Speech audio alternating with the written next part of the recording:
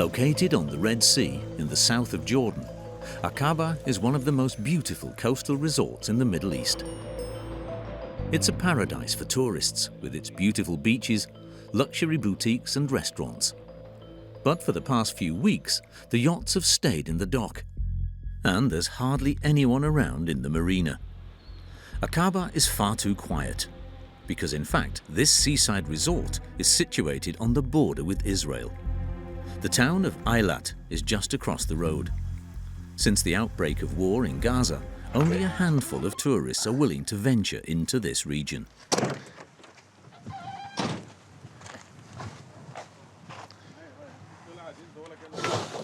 Myself.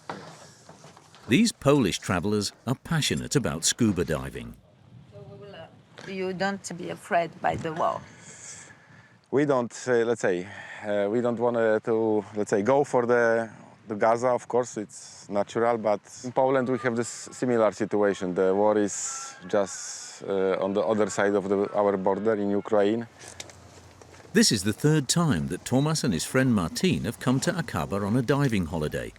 It's one of the most famous dive sites in the world. Okay, guys, here, Ahmed, he will be your dive master. He will be with you. At first, you will do body check. After that, we start the dive. Even though Gaza is over 200 kilometers away, the impact on tourism is a worry for Mohammed, the instructor. After the war started, for sure at the beginning was no cancellations, but after time we saw that airlines started to cancel the flights to Aqaba, then people have no choice. Once underwater, the Polish tourists can admire the beautiful coral reefs and rare fish of the Red Sea. But the dive tour includes some more unusual attractions. A military jeep, a combat helicopter, tanks, and even an anti-aircraft battery. You might wonder if this is the site of an old military battle, but in fact, these Jordanian army war machines were submerged 5 years ago by the authorities to create an incredible underwater military museum.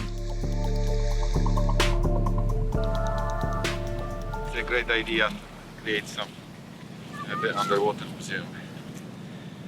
It's not so common, but I never seen such thing before. War has struck the Middle East once again, and it threatens Jordan's image as a peaceful kingdom and a model of stability in the region. Jordan borders Israel and the West Bank to the west. The country has a population of 11.5 million and has been a monarchy since 1946 when it gained independence. At its head is the Hashemite royal family, which claims descent from the family of the Prophet Muhammad. For 25 years, King Abdullah has ruled alongside his wife, Queen Rania, who's a symbol of modernity and glamour. Jordan is the United States' main ally in the Middle East. The kingdom even signed a peace treaty with Israel in 1994. But this peace is increasingly fragile, because 60% of Jordan's population are of Palestinian origin. The people's anger erupts onto the streets of Amman every Friday.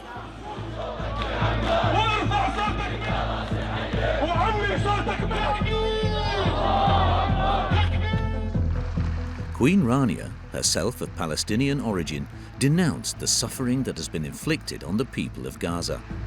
International humanitarian law prohibits collective punishment. But in Gaza, collective punishment is the strategy.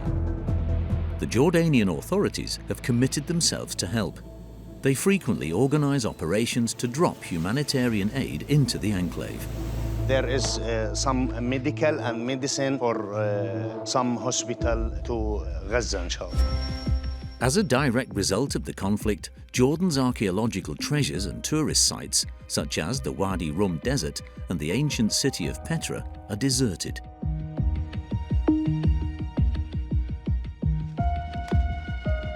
Even more than COVID-19, we have any benefits from the government to help the tourism sector. And yet another disaster for tourism, the falling levels of the Dead Sea, which has long been prized by travelers for its salty waters. On se trouve en fait Au niveau de la mer, il y a 17 ans. On voit que maintenant, on a à peu près 15 mètres de dénivelé. On perd environ 70 cm à 1 mètre tous les ans. Water shortages are a huge challenge for the kingdom. Jordan is one of the driest countries in the world. Water is rationed everywhere. لأنه من الصبح أنا ما فيش ولا نقطة مي. صار لي 3 أيام من غير مي. Jordan is an extraordinary kingdom at the heart of a tumultuous region.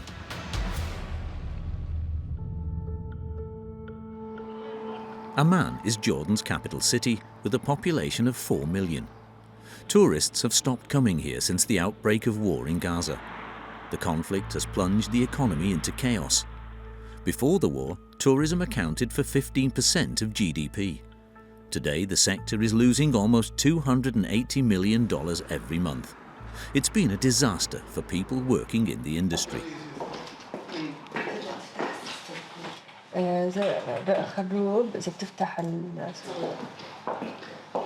Yasser runs a travel agency. Before the attack on the 7th of October, her business was flourishing. 80% of her customers came from Europe. But today, many European travellers are cancelling their trips. This is our reservation from 1st of March until end of October. But like today, for example, this group is just cancelled now. If they watch the news and they think it's too dangerous, they can change their mind any minute and cancel. Yasser isn't sure she'll be able to keep her 12 employees. We lost almost $2 million from October 7th until now. We lost 70% of our work. Growing tensions in the Middle East makes Jordan seem like a risky destination. But some travellers have seized the opportunity. A few weeks later, Yasser welcomed a group of 25 tourists from France. Merci de venir en Jordanie, vous êtes notre meilleur ambassadeur. Comme ça, quand vous rentrez, vous pouvez dire à tous vos amis et à votre famille comment c'était la Jordanie, et peut-être ils vont venir aussi. Despite the warnings, there was no question of Betty and her husband Christian, both retired, cancelling their holiday. Il y a certaines personnes qui m'ont dit vous êtes sûr vous allez revenir quand même. On est là, tout va bien. They paid €2,000 per person for an 11-day trip, including flights. The first stop on their trip was Jordan's must-see destination, Petra. Hidden in a desert of red sandstone, this 1,000-year-old city was built in 300 BC by the Nabateans, a formerly nomadic tribe of traders who settled there. Petra represents a major financial windfall for Jordan. Foreign tourists pay an entry fee of €50. With visitor numbers plummeting, the French tourists can explore the site without any crowds. They will travel through the Sik, a narrow canyon which is 1.5 kilometers long.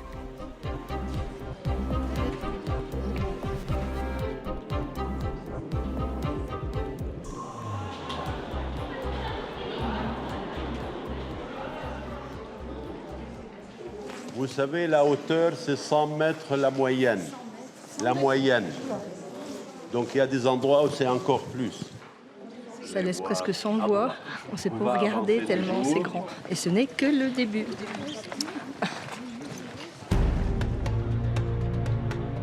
After an hour's walk, they finally reach the famous treasure of Petra. Oh, c'est grandiose. Hein. Je me mets à la place des personnes qui sont arrivées là, les premiers. Les premiers, oui. Découvrir ça.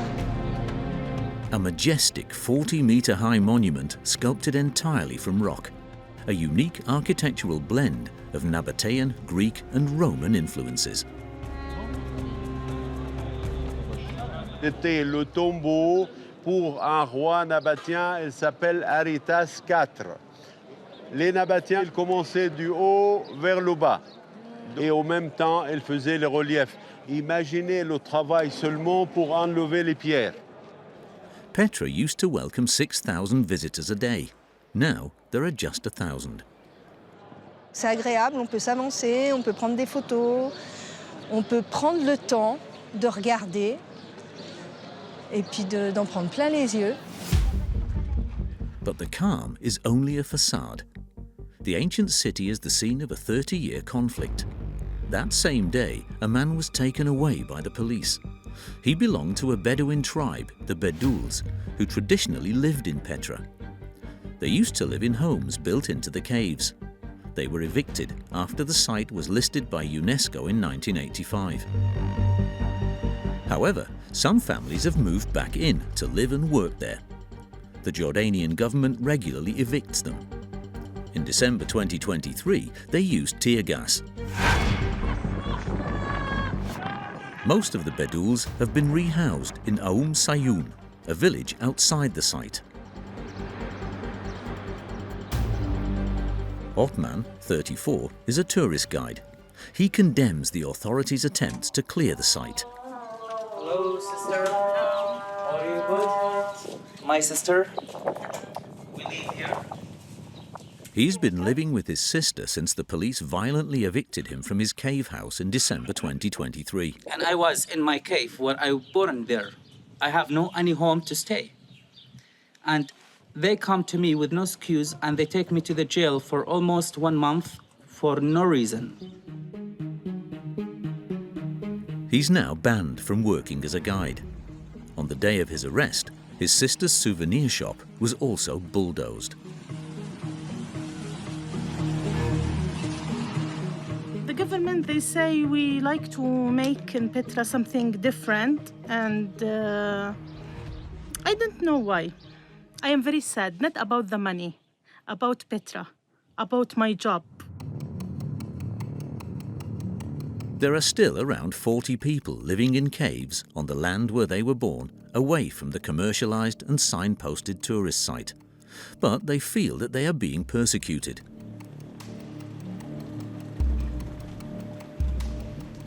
Welcome. Our cousin Awad. Awad lives in a tent on this rocky outcrop. He's also set up his jewelry and souvenir shop there without permission. Look. This is the pyramid. A few days ago, the authorities brutally evicted him. The government coming with some team, I call it Petra team, just to broke and push Bedouins from the area. Like coming and tell me you have to move from this area with like more than 100 policemen. I take shock because I don't understand why and what I want to do. And still now, I don't know why. It's like burning all of the mountain. You can't follow me if you want to. His shop was seen as illegal, and so the police threw all his goods down below before setting fire to them. This is the old shop, burning in this area. I lose more than 100,000 dinar. Awad won't even consider abandoning his little corner of paradise. Oblivious to the tensions which overshadow Petra, the group of French tourists continue their journey. En voiture, Simone. They are about to discover another gem among Jordan's tourist attractions, the Wadi Rum desert. Riding in the back of these pickup trucks, the journey becomes quite an adventure, especially when they notice that the driver looks surprisingly young.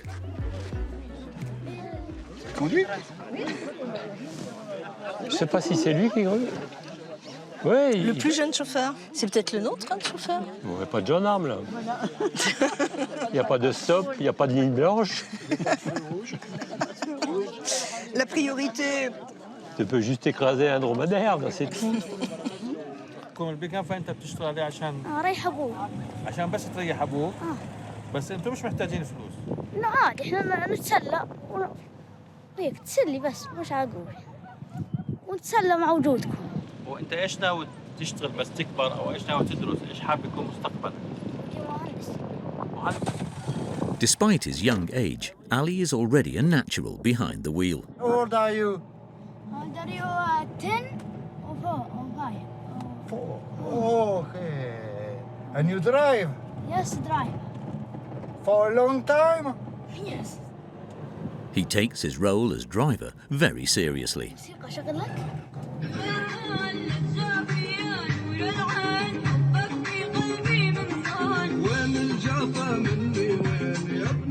With its rocky mountains, cliffs, red sand dunes and natural arches, the Wadi Rum desert is unique in the world. After 3 hours, the tourists arrive safely at their destination.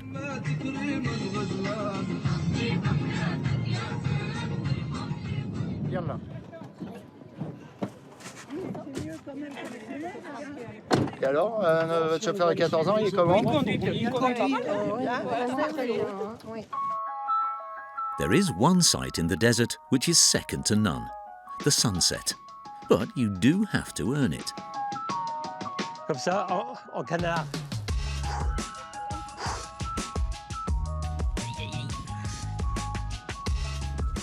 C'est impeccable. Il y a le soleil devant, la lune derrière, on est dans l'alignement. On se sent seul au monde là, hein? C'est romantique.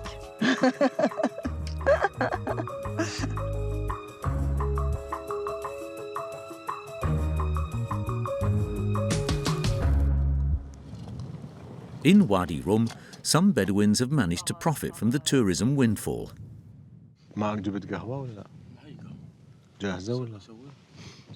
Usama is a pioneer in the desert hotel industry.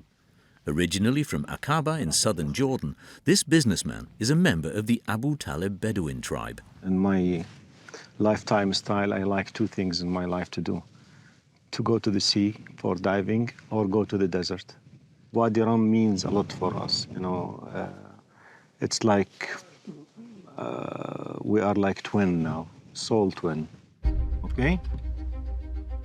Usama likes to escape here, to restore his energy in the shade of the canyons, even though he abandoned the nomadic lifestyle of his ancestors a long time ago. Rather than a camel, he travels in a gleaming four-wheel drive. You have to excuse me if I drive a little bit faster in some parts. I have to. Otherwise, we will get stuck and you have to go walking. He's particularly fond of one place in Wadi Rum, a mysterious fortress built in the middle of the desert.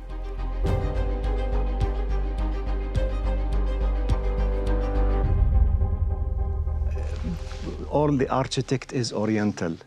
From the arches, from the stone, from the colors, from the wood, when they use it with the, you know, this is actually, you know, this is an Islamic art. It's known as the French castle, but it doesn't date back to the 12th century or the Crusades, and definitely not to the Ottoman period. In fact, it was built 25 years ago, as a set for a French television program called Les Forges du Désert. It's now used as a film studio. Like the whole of Wadi Rum, it's perfect for Hollywood movies. Many films were shot here, starting from Lawrence of Arabia, Mission to Mars, Red Planet, The Martian in 2015, Aladdin in lately 2018 or 2019, also Transformer Force. With its red sand and rock formations rising from the dunes, Wadi Rum bears an uncanny resemblance to the planet Mars. Usama spotted an opportunity. Assalamu alaikum. كيف حال الشباب؟ In his hotel, which opened 30 years ago, شو عندنا حجوزات اليوم؟ إن شاء الله عندنا مكتب من جوردان. Okay. he had these bubble-shaped tents built. For around €200 a night, you can enjoy an experience which is truly out of this world. People start asking about this bubble tent, how we can sleep and stay on Mars but on Wadi Rum. The people, they enjoy by laying down on the bed here, watching these 7 million stars in Wadi Rum here, and enjoying the sightseeing, especially when also it is full moon in Wadi Rum. You feel yourself, really you are in the space. And for those who prefer to remain on planet Earth, Usama has converted these traditional tents. It was made by the fabric which is the Bedouin goated hair tent made out of the goat hair. But authenticity has its limits. The tents have electricity, air conditioning and bathrooms. Despite being so comfortable, they've been completely unoccupied since the 7th of October 2023.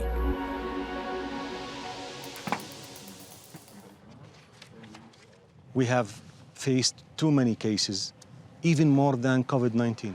We have no any benefits from the government to help the tourism sector, not only just the camps, the whole tourism sector. We don't have any other income. Tourists are being scared off by Jordan's proximity to Israel. Although the two countries signed a peace agreement in 1994, relations have grown tense since the outbreak of the war in Gaza. The French tourists are heading for the border with Israel at Bethany, a religious site.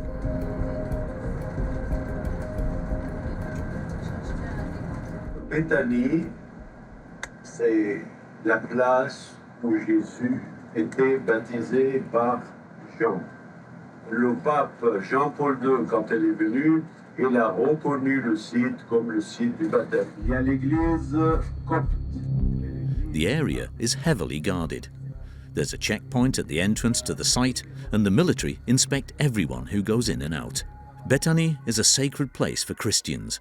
Whether Catholic, Orthodox or Maronite, every branch of Christianity has its own church here. After a 30-minute walk, the tourists reach the pool where Jesus is said to have been baptized. But Betty is slightly disappointed.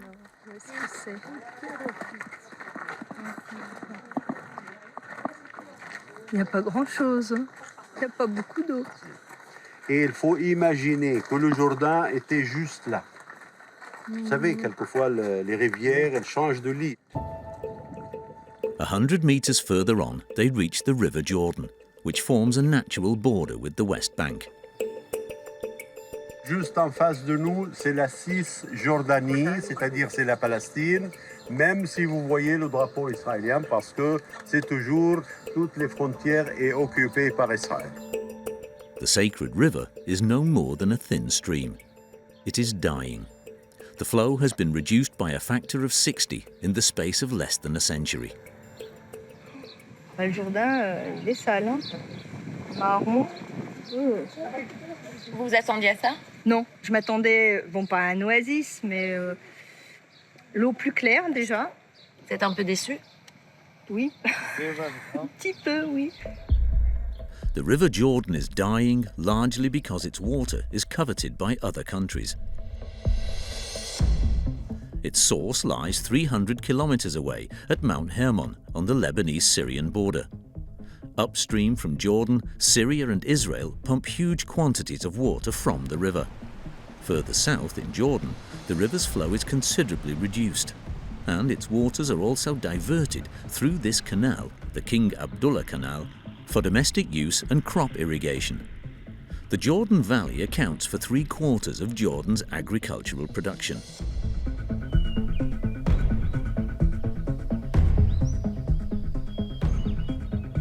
Aref is a farmer. He owns 40 hectares of lemon and orange orchards. عمر تعال محمود يعطيكم العافية يا شباب كيف الشغل؟ He has 1,200 fruit trees, which were planted around 50 years ago. Aref has been running the farm for 11 years. It earns him around 15,000 euros a year. إذا احنا طبعا ما شاء الله عندنا تقريبا أكثر من 20 شخص عايشين وراء المزرعة. يلا يا عمر وراي يا عمر، يلا يا عبد الله. Aref is entitled to 10,000 cubic meters of water a year. It's not enough to secure the harvest. من 30 سنة 20 سنة سابقا ما كناش نواجه مشاكل بالمي زي الوقت الحالي.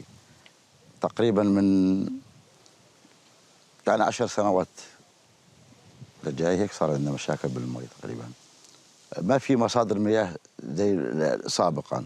كان في ينابيع، كان في برك، كان في حاليا ما هو مصدر واحد اللي ينتهي لقناة الغور. حتى الطقس تغير مش زي السنين الماضية بالنسبة لمنسوب الأمطار. Water is rationed throughout the country. 92% of Jordan's land is desert. It's one of the driest countries in the world. It's dying of thirst. In the town of Jerash, famous for its Roman ruins, the supply of water from the state is not enough. Running water only arrives 1 day a week for every household. People store it in the white cisterns that sit on the roofs of their houses. And when these are empty, they have to rely on private companies. Every day, Bachar fills his tanker truck at this water station. He buys 5 cubic meters. It costs a total of around 5 dinars, or almost €7. He'll resell this water for 3 times the price to private customers. It's a significant expense when you consider that the average salary in Jordan is just €550 a month. يعني في عيال بتطلب تنك كامل لحالهم. بس العيال بتلاقيهم مكونين من 10 ل 12 شخص بالبيت. يعني بجوز تلاقي هو وامه وابوه ومرته واخوه ومرته واولاده. Bashar makes his rounds at top speed because his customers are desperate. تلفنوا علينا إذا تأخرت عنهم 10 دقائق ربع ساعة بقول لك والله أنا مقطوع من المي ما عنديش ولا ريح. بدي أغسل بدي نغسل نشطف أنا أسوي لك. قيم السلك. روح قيم السلك طيح. والماسورة لورا.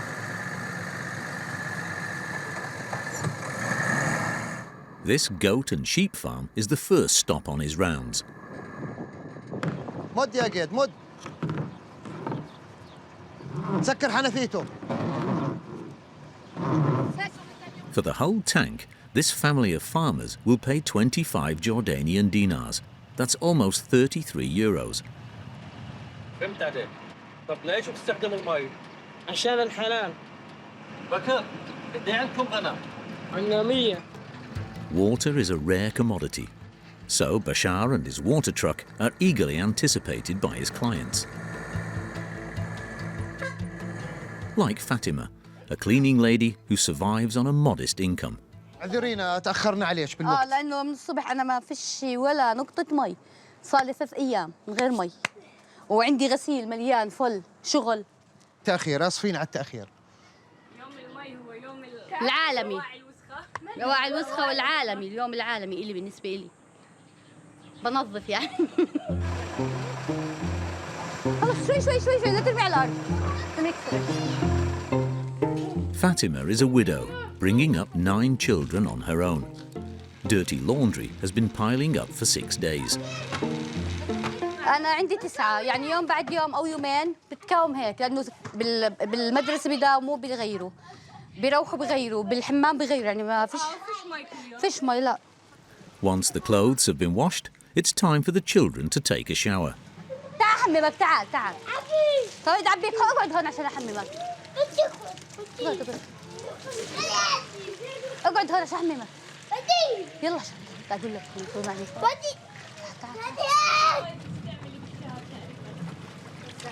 The water shortage also has serious consequences for the environment.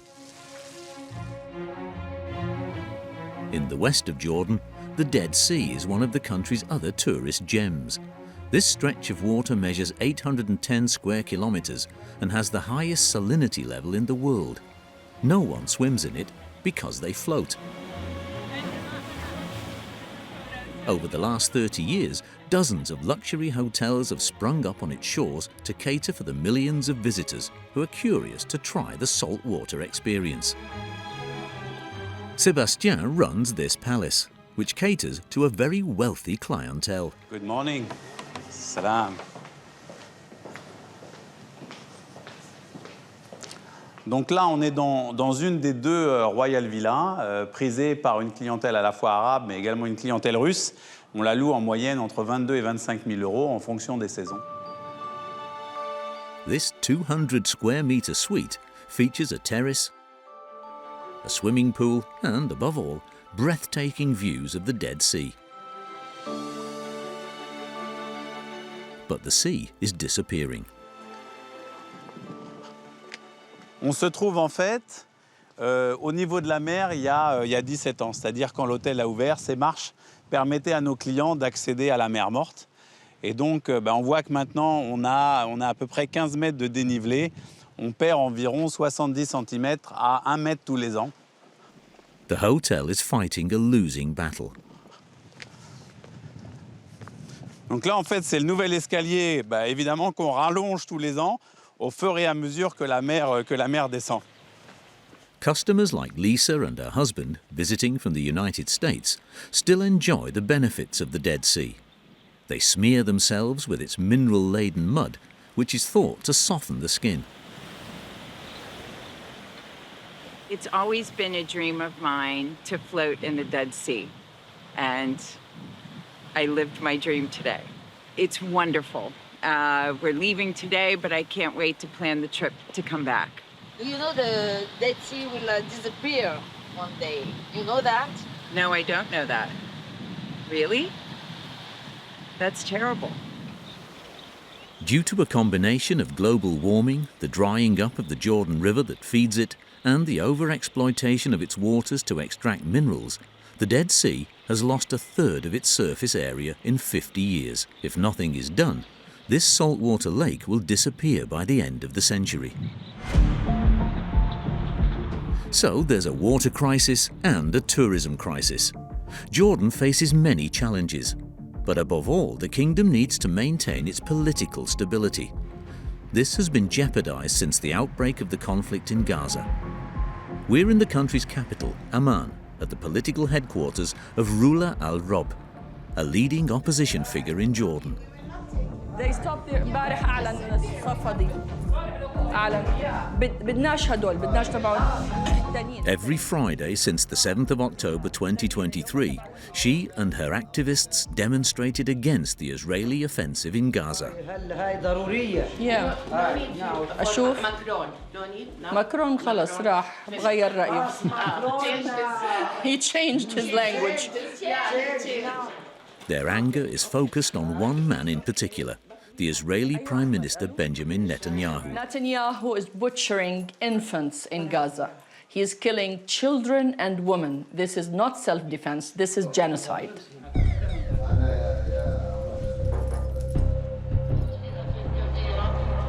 Rula joins hundreds of other protesters who have gathered outside the Old Town Mosque. The demonstration is due to start just after Friday prayers. It's been authorized, but will take place under close surveillance. The Jordanian authorities do not want the unrest to spread and risk destabilizing the country. Rula is an established star presenter on Jordanian television. Her opinion counts, and the media rush to interview her. هنا لنحملهم مسؤوليتهم في حمل وزر دم الأطفال والنساء والشيوخ الذين يقتلون يوميا في قطاع غزة. The demonstrators include many supporters of Hamas, the Islamist organization responsible for the attacks on the 7th of October. هيا أمريكا هيا هنقتلها إن شاء الله أبو عبيدة هتقتل أمريكا وغرب وملة العرب كفر كلها ما نبغى هذه في الغزة للأبد. The movement is increasingly popular among the Jordanian population. Rula believes that Hamas is a legitimate organization of resistance against Israel. أيضاً طالبنا بإعلان أن حركات المقاومة الفلسطينية وعلى رأسها حماس والجهاد، حركة الشعبية الديمقراطية، كتائب الأقصى إلى آخره، هؤلاء جميعاً هم حركات تحرر وطني، حركات مقاومة مشروعة وليسوا حركات إرهابية. The crowd chants slogans in praise of the Al-Qassam brigades, the armed wing of Hamas.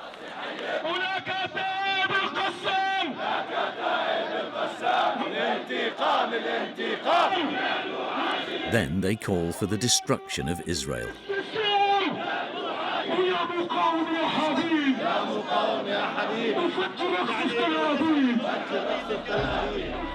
The huge support for these demonstrations every Friday is partly explained by demographics.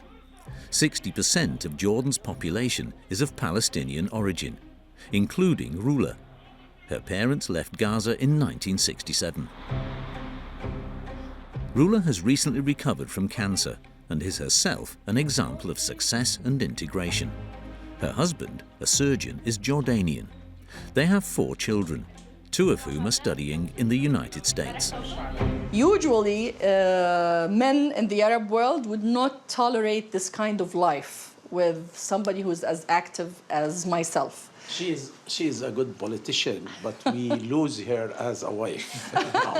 That's the problem. That's how. Yeah. Her children are proud of her commitment.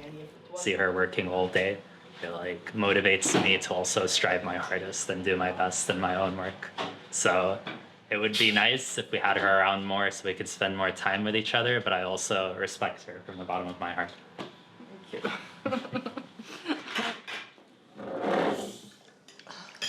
A few months ago, this committed feminist created her own party, Labour, a social democrat party. والمبادئ العامة بدنا نحولها إلى كلمات. هلأ في البروشور شو هي الديمقراطية الاجتماعية؟ الديمقراطية الاجتماعية عندها 3 قيم أساسية: العدالة، الحرية، التضامن. حزبي أبرز ملامح برنامجنا الحزبي اللي يفترض بكل. Jordan is a parliamentary monarchy in which the king holds virtually all the power. Criticising the king could land you in jail. It's a challenge for Rula and Rania, her communications officer. It's not easy to be part of an opposition. We can't criticize the king because the king, His Majesty, King Abdullah, he is the mutual, let's say, or he is the, we all agreed upon him because we love him, we like him. We don't want to criticize him. We want to criticize the policies of the government, which was accumulated through decades, lead us in social problems, lead us economic problems, etc. As well as her political struggle, Rula is constantly concerned about the plight of civilians in Gaza. Her sister Jihan, who used to live in the enclave, has just fled to the United Arab Emirates.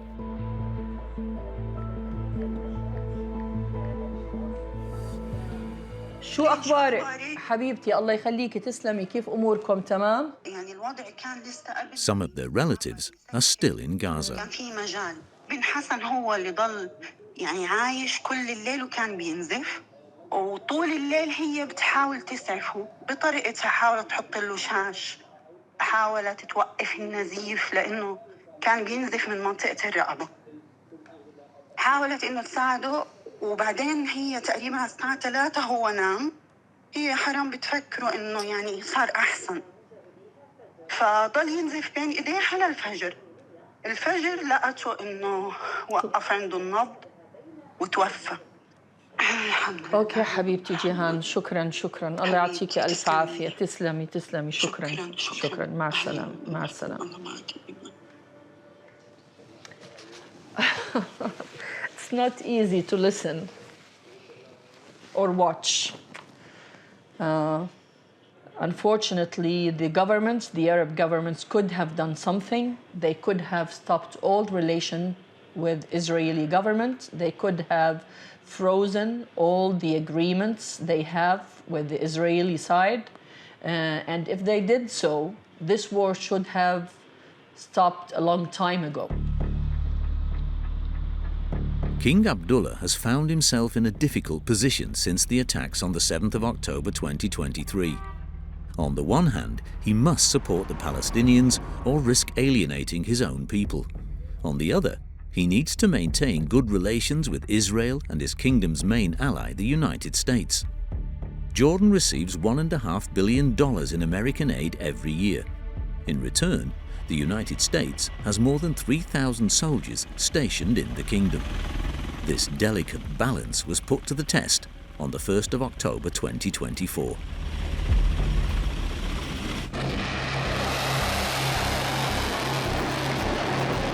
That night, the Islamic Republic of Iran fired nearly 200 missiles towards Israel.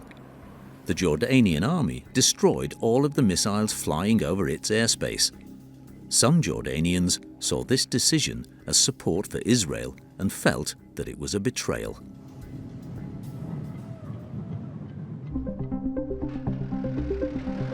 Meanwhile, the kingdom is providing massive amounts of aid to the people of Gaza. In this warehouse on the outskirts of Amman, employees of the kingdom's charitable organization are busy.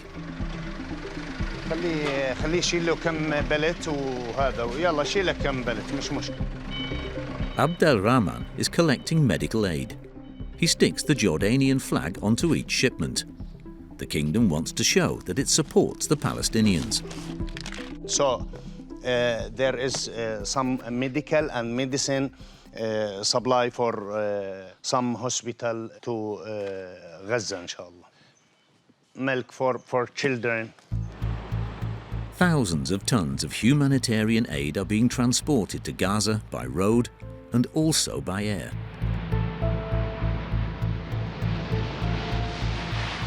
There are almost 8 tons of food on board this Royal Jordanian Air Force plane, including rice, flour and sugar. The pilot was given permission to fly over Israeli territory. After a 45-minute flight, the plane reached the Gaza Strip.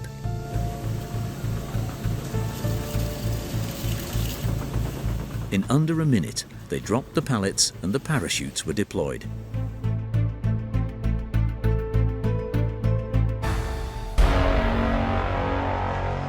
King Abdullah himself showed his support for the people of Gaza in February 2024 by taking part in one of these airdrop operations.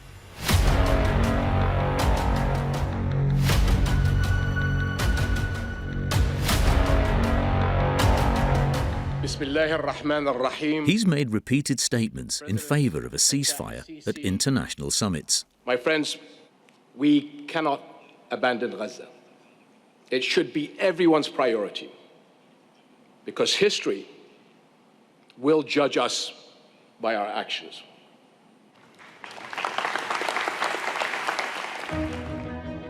His wife, Queen Rania, is of Palestinian origin herself.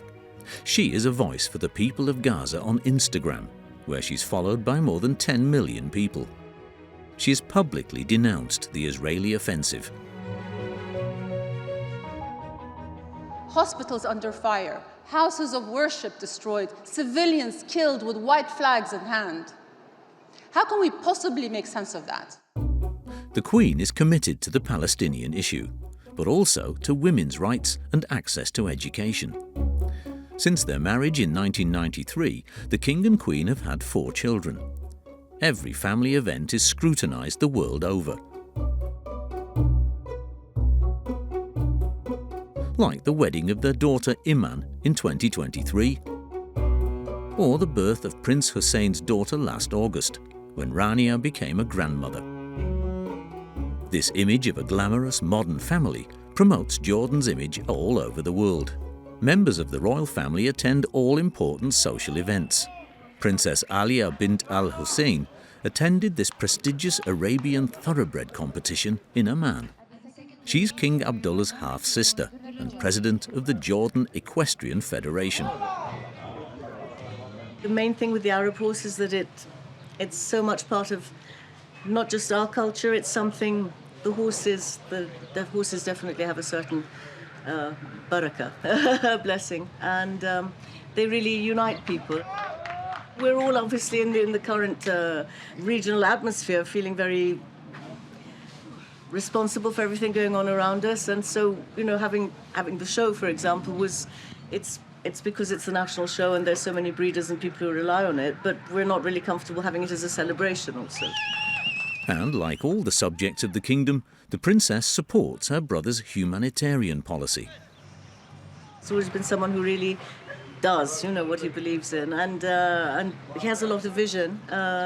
But yet he also puts himself often in situations where one would worry about him. But we trust because he really is very courageous and very keen to do the right thing, and I think that's wonderful. So yes, he makes us all very proud.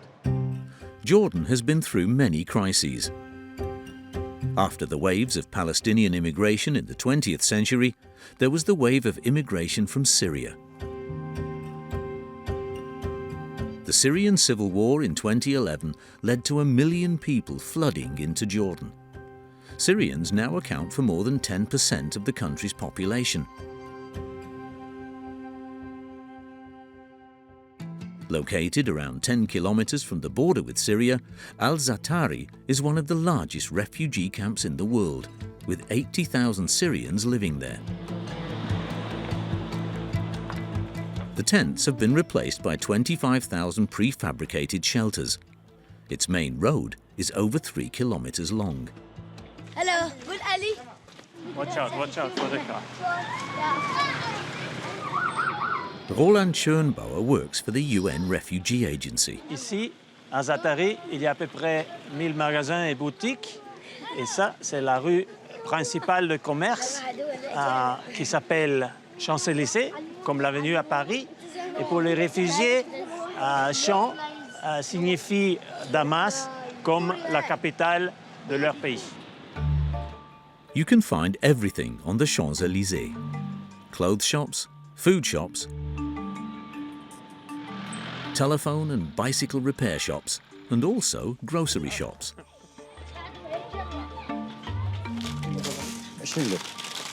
Refugees shop there with the help of grants distributed by the UN's High Commissioner for Refugees. These grants vary between 150 and 250 euros per month, depending on the number of children in the family.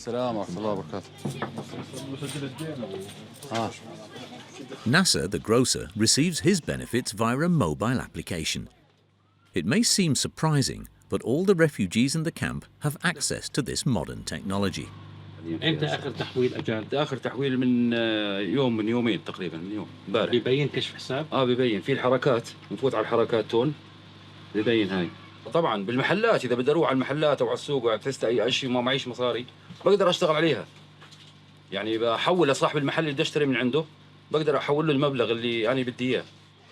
Ça donne aux réfugiés la possibilité de faire des transactions comme s'ils possédaient un compte bancaire. C'est plus digne pour eux. Ça marche tous les jours, à n'importe quelle heure. Originally from Dera, Nasser has been living in the camp for 12 years. His eldest son works with him in this shop, which opened in 2017.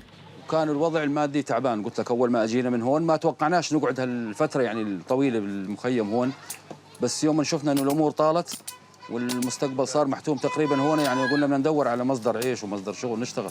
في عندي أولاد قلت لك وفي عندنا مسؤوليات وبدهم التزامات. In Syria, Nasser earned a very good living.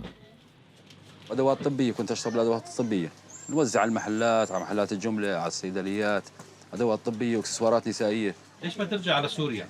والله الوضع صعب، ما في أمان بسوريا، ما في استقرار، وعندي أولاد صغار. يعني مو ضابط الوضع أرجع على سوريا حاليا. Nasser and his wife Mariam live here.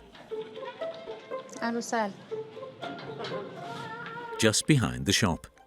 The home is beautifully decorated with several rooms.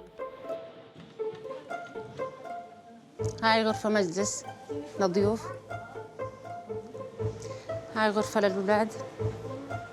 Their 5 children share one bedroom. غرفة بيناموا فيها الأولاد. They also have a fully equipped kitchen. بدنا نسألك على الكهرباء عندكم، قديش بتيجي؟ الكهرباء الصبح بتيجي الساعة 11 12 تطفي الثلاث. Mariam's last 2 children were born in the camp. Rahal, her 3-year-old daughter, and Ahmad, age 9. حطيت كتبك كلهن جاهزات؟ أيوة تمام. Almost 20,000 children have been born in the Satari camp in the past 12 years. But Jordan has not given up on them. They all have access to free education. The camp has 19 schools, with girls attending in the morning and boys in the afternoon.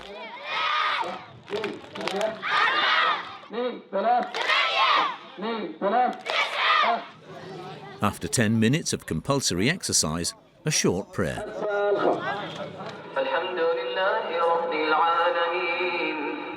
before moving on to the most important ritual, the Jordanian national anthem.